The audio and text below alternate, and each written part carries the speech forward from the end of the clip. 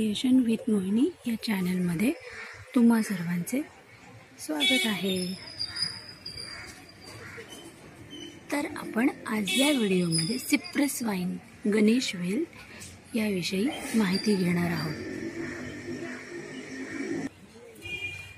तुम्ही बघू शकताय हा गणेश वेल माझ्या बाल्कनीमध्ये ग्रिलच्या आधारे किती छान पसरलेला आहे। याचे फूल पण स्टार शेप मध्ये असते, किती छान दिसत आहे।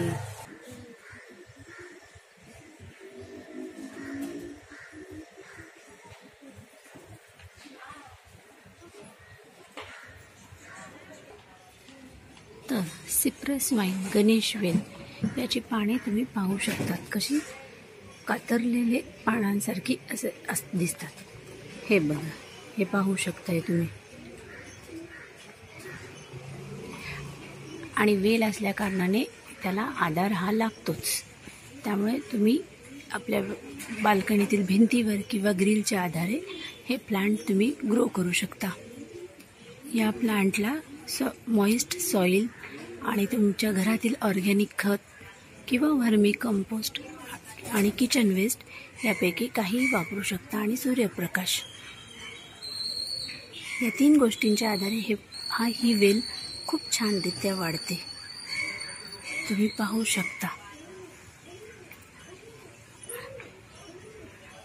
आणि गणेश वेलची फुले रेड, व्हाईट आणि पिंक या तीन कलरमध्ये अवेलेबल असतात। आपल्या इथे मोस्टली रेड कलरच पाहायला मिळतो।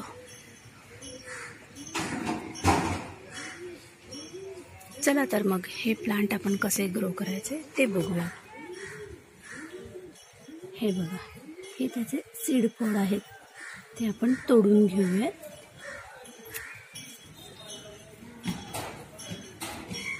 हे बघा फ्रेंड्स,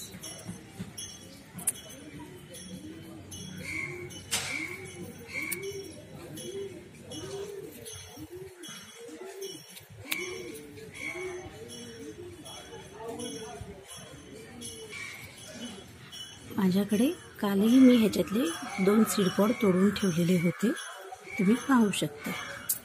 हे बघा, लगेच ह्याच्यातले सीड्स वेगळे होतात।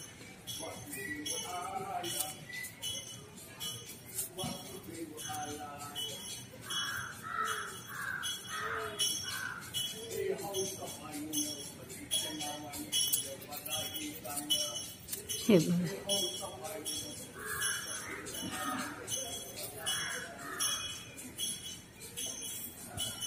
ब्लॅक असे याचे सीड्स दिसतात। मी तुम्हाला 1-2 त्याचे कच्चे सीड पोडही तोडून दाखवत आहे, पाहू आपण।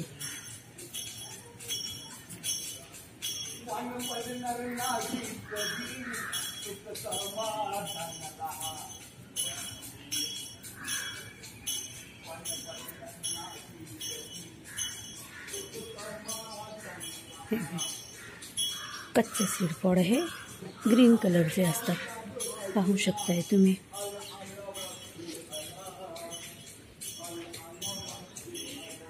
हे जे ग्रीन आहेत ते कच्चे सीड आहेत आणि जे ब्लॅक आहेत ते मॅच्युअर्ड सीड्स आहेत। तर हेच सीड्स तुम्ही कलेक्ट करून पुढच्या नेक्स्ट सीझनसाठी ठेवू शकता, किंवा तुम्ही आत्ताही तुमच्या बाल्कनीमध्ये ग्रो करू शकता। चला तर फ्रेंड्स, तुम्हीही तुमच्या बाल्कनीमध्ये गणेश वेल हे प्लांट ग्रो करा आणि मला कॉमेंट्समध्ये नक्की सांगा। आणि तसेच हा व्हिडिओ आवडला असेल तर लाईक, शेअर, कॉमेंट आणि सबस्क्राईब करायला विसरू नका। तुमच्या स्क्रीनवर उजव्या बाजूला जे सबस्क्राईबचे रेड बटन आहे ते प्रेस करा आणि त्यावरील बेल आयकॉनही प्रेस करायला विसरू नका। भेटू आपण नेक्स्ट व्हिडिओमध्ये, तोपर्यंत बाय बाय, थँक्यू।